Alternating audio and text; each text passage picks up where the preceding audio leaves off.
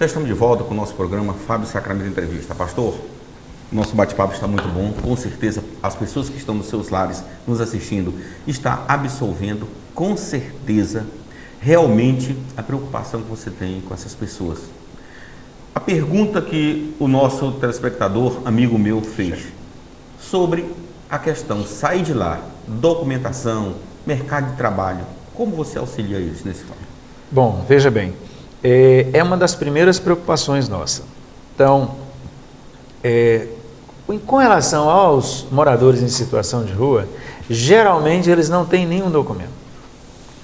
Eles perderam, foram roubados, deixaram empenhado em alguma boca de fumo, algum boteco qualquer da vida, e nem sempre sabem mais onde está. Quando sabe, nós nos propomos a ir, e geralmente saldar pequenas dívidas que eles têm lá, e resgatar essa documentação dele, porque como parte também o aspecto social, o aspecto da integridade dessa pessoa, a gente vai, nós vamos resgatar isso. Então, mas quando não tem jeito e quando não tem família, nós vamos atrás da certidão de nascimento, que é o documento inicial. Com essa certidão de nascimento, geralmente usamos N saídas. Como através da defensoria é muito demorado e o nosso prazo lá é de 6 meses, em média, né? Então, aliás, em média não, o prazo nosso está estipulado, em média é 3 meses que as pessoas ficam, a média de internação, média, né? Mas, bom, então a gente acaba pagando, a gente tem uns despachantes particulares que fazem isso, que vem um pouco mais rápido. Tem um custo, que chega a quase R$300, dependendo da cidade.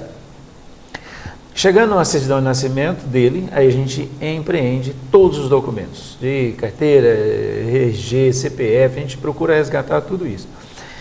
E para que quando ele terminar esse momento, ele já e isso faz muito bem. Eles começam a se sentir muito bem com o resgate da documentação, e aí a gente envida os esforços para conseguir trabalho. É uma parte muito difícil. Essa é a parte mais cruel, porque se o mercado de trabalho está difícil para quem é sóbrio, você imagina para uma pessoa em estado de recuperação.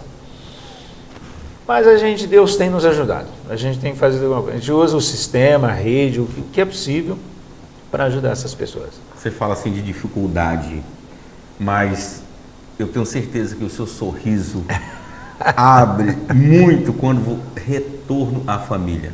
O sorriso que você recebe aquela família, a sua alegria quando você entrega aquela pessoa que você diz, ele está praticamente ou está totalmente recuperado das drogas. Ok. Fábio, na verdade a gente já começa a sorrir na primeira semana. Quando ele vence a primeira semana de abstinência, que dependendo do caso, as abstinências são maior ou menor e chega mais cedo, às vezes chega um pouquinho mais tarde, mas nas 2, 3 primeiras semanas, quando ele consegue vencer a si mesmo, a gente diz, você vai lutar contra você mesmo, não é contra ninguém, é contra você, contra a sua natureza. Quando ele rompe aquelas 3 primeiras semanas, você já começa a se alegrar com a família que já começa a se sentir muito feliz, porque aquele seu ente querido que passava a noite na rua se drogando e que ela às vezes não tinha nem esperança dele amanhecer vivo, e ela sabe que está lá no local e que continua firme lá, ela já começa a dar a gente os estímulos de gratidão, né? Obrigado, pastor, eu estou muito feliz, eu dormi essa semana, coisas dessa natureza, a gente já começa a se alegrar. Agora, terminou o tratamento, meu irmão, e a gente conseguir devolver essa pessoa numa aparência completamente diferente, porque é incrível como eles se recuperam rápido, né?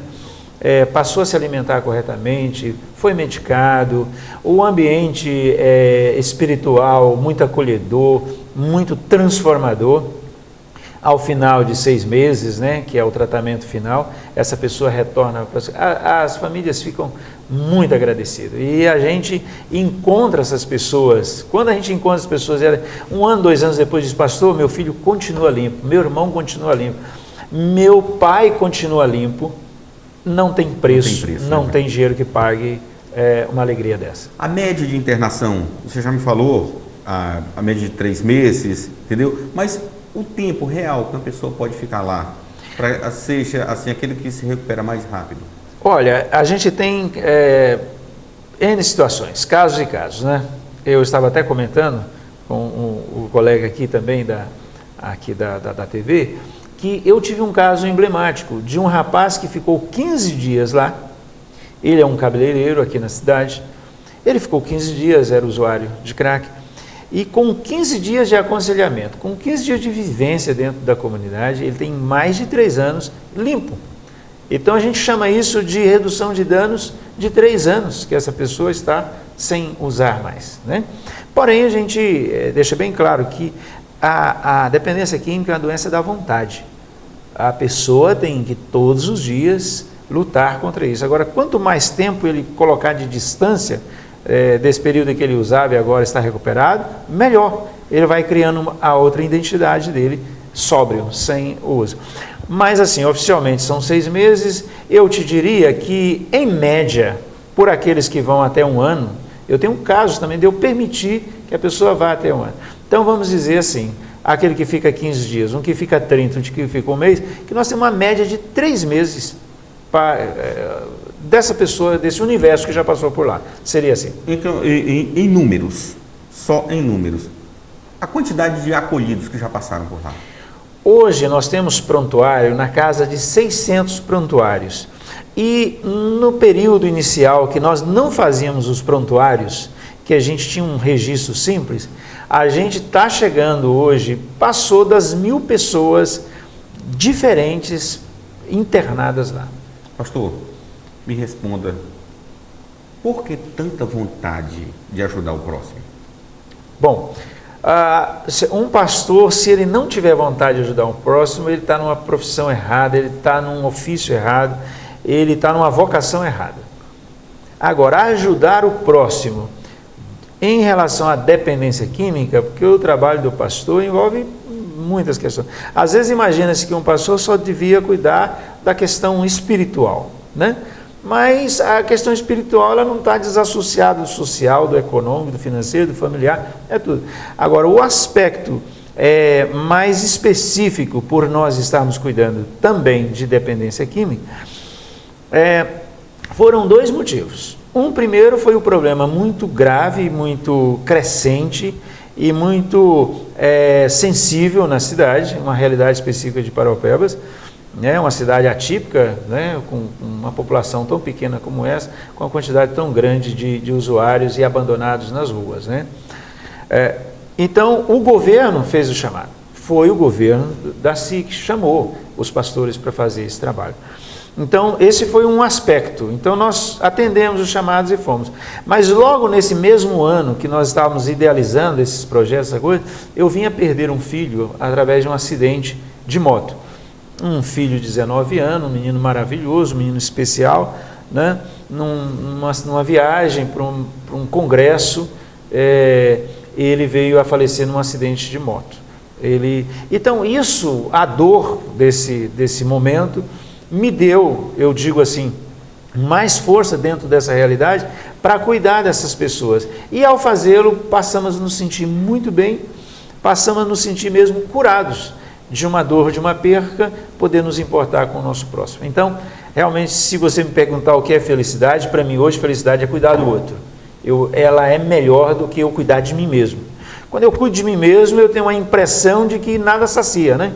Então, um carro não é suficiente, uma casa não é suficiente, né? Um boi não é suficiente, eu preciso de 1000, eu preciso disso, eu preciso... Então, mas quando eu começo a cuidar do outro, eu percebo que eu estanco essa ansiedade por ter as coisas, por ser, ou por poder, ou por ter poder. Eu imagino, eu digo assim para você, felicidade é cuidar do outro, e isso funcionou com a gente. Pastor, no próximo bloco, você vai colocar para todos os nossos telespectadores como a pessoa deve ajudar. Você que está na sua casa, prendeu atenção com a nossa entrevista, teve alguém já drogado, hoje está totalmente limpo, a felicidade está no seu lar e você quer ajudar, não perca. No próximo bloco você vai saber como deve ajudar.